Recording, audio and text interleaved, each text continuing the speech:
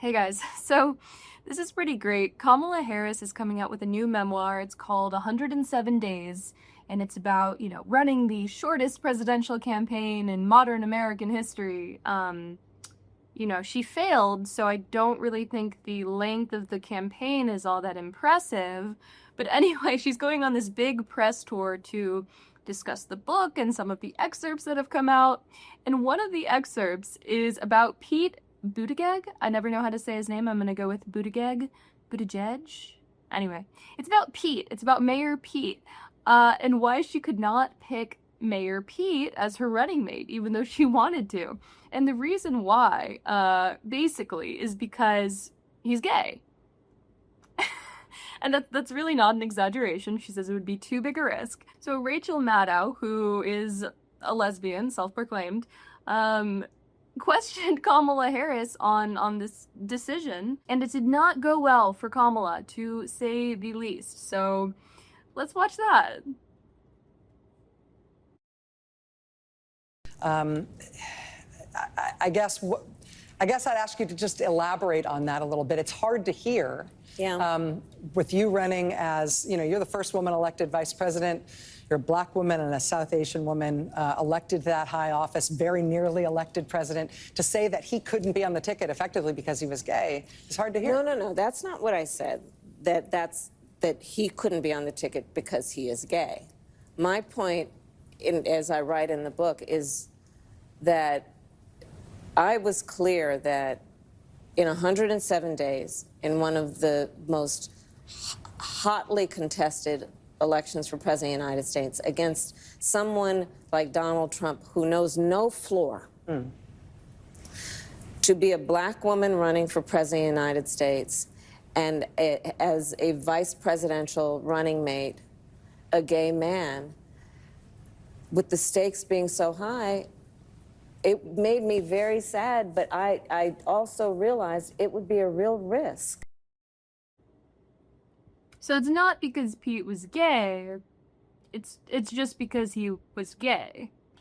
I mean, she denies Maddow's, proposition because she doesn't want to play into the frame that, oh, she didn't choose him because he was gay and she doesn't like gay people or something like that. I don't think anyone's accusing Kamala of having, particular feelings about gays one way or the other. I think they're just saying it's, Rachel Maddow's not saying it's funny. I'm saying it's funny that she would pass over somebody because he is gay. You can imagine Kamala being outraged if the, Democratic nominee passed over her because it's just too big a risk to run this woman, to run this South Asian black woman. If that's what she is. I mean, that's what Rachel Maddow says that she is in any case. All right, but let's keep going because there are more word salads and there are more excuses to come. No matter how, I've been an advocate and an ally of the LGBT community my entire life. So it wasn't about any prejudice on my part, but that we had such a short period of time, and the stakes were so high. I think Pete is a phenomenal public servant. And I think America is and would be ready for that. But when I had to make that decision with 2 weeks to go, and maybe I was being too cautious, I'll let our friends, we should all talk about that. Maybe I was.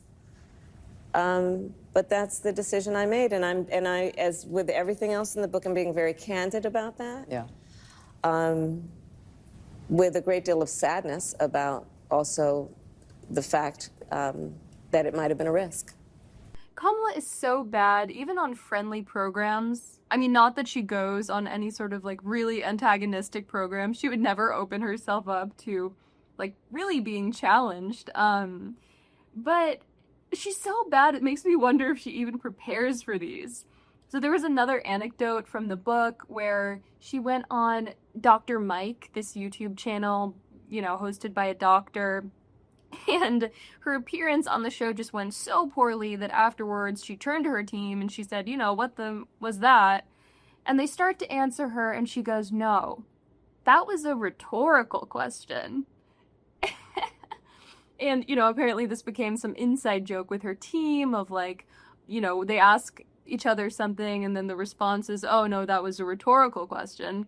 But I think it says a lot about Kamala because not only is she underprepared for basically the softest of, you know, because not only is she underprepared for basically the slowest of slow pitch questions you could imagine, she's also not really interested in understanding why things go wrong. So the book, it seems like, pretty much pins the failure of her entire campaign on other people. There's a lot of blame for Joe Biden and Joe Biden's comms team, especially for not protecting her or, you know, trying to kind of like dim her star, being threatened by her, how brightly she shines. But you watch these interviews that Kamala gives on Rachel Maddow, or she went on Stephen Colbert in August, I think, and they're just so bad. I mean, they're amazingly bad. She's not really capable of putting a sentence together. I mean, that's really what it sounds like.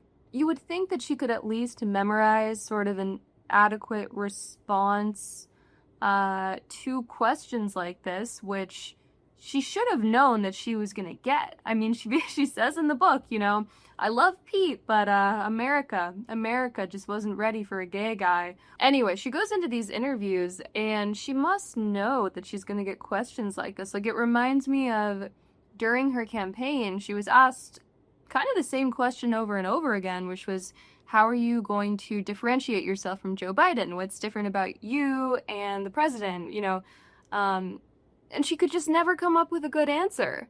I mean, her team or her just never were able to land on something that sounded decent. So when she does find a phrase, she just uses it over and over, like, you know, what can be unburdened by what has been. She's a terrible public speaker. I hesitate to say she's not a good politician because she must be good at something. She must be good at some facet of political maneuvering to end up where she is. Probably she's good at laughing at men's jokes. So I actually wonder if that's the origin of her affect. Like, the laughing really hard thing goes over well in closed dinners and private conversations, and people feel flattered by that, but it just looks sort of unhinged and psychotic when you do it on live TV. Anyway, that's probably enough speculation about Kamala Harris's psyche. But let me know what you think of this interview and her response to Rachel Maddow in the comment section below. Give this video a like, hit subscribe, and I will see you in the next one.